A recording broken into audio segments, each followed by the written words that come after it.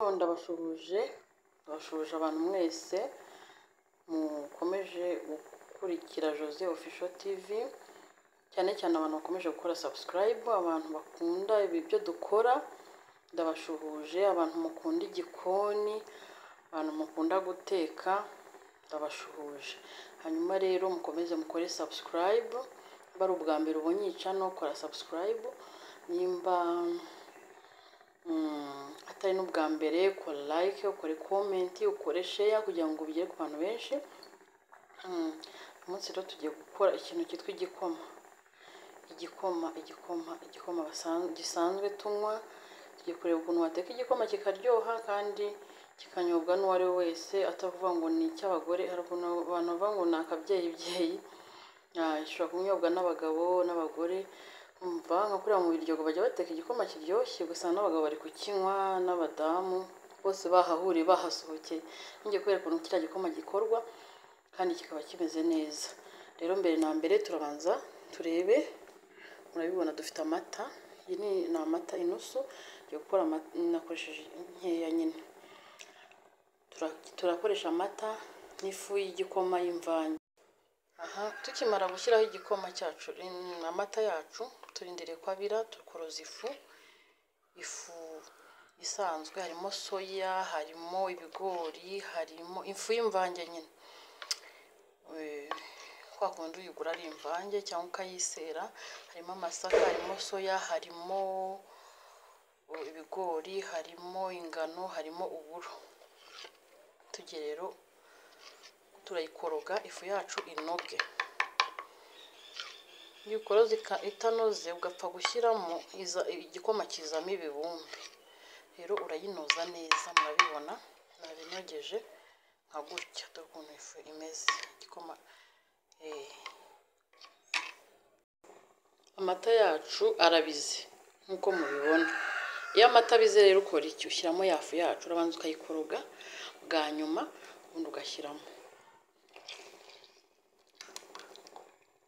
None iyo umaze gushyiramo ntabwo uhita utereka ngo wigendere, uraguma ukagaragura. Urabanza ukagaragura kugira ngo kidafatamo hasi cyangwa se kikazamo bya bibumbe tuba twanga. Hari igikoma cyo kirimo ibituri, umva kikagutera iseseme. Murakibona?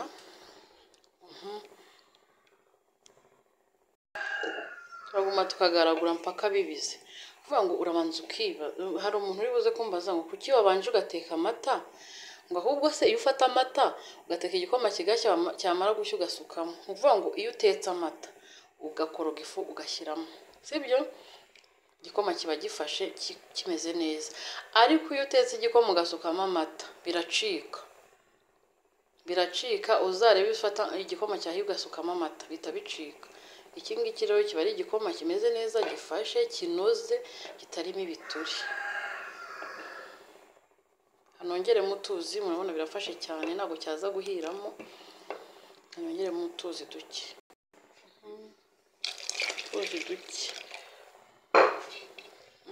Urabona kirarekuye, kiroroshye, kiba kimeze nk'amazi, ariko n'igishya kiregerana kirafata kubera harimo ibigori.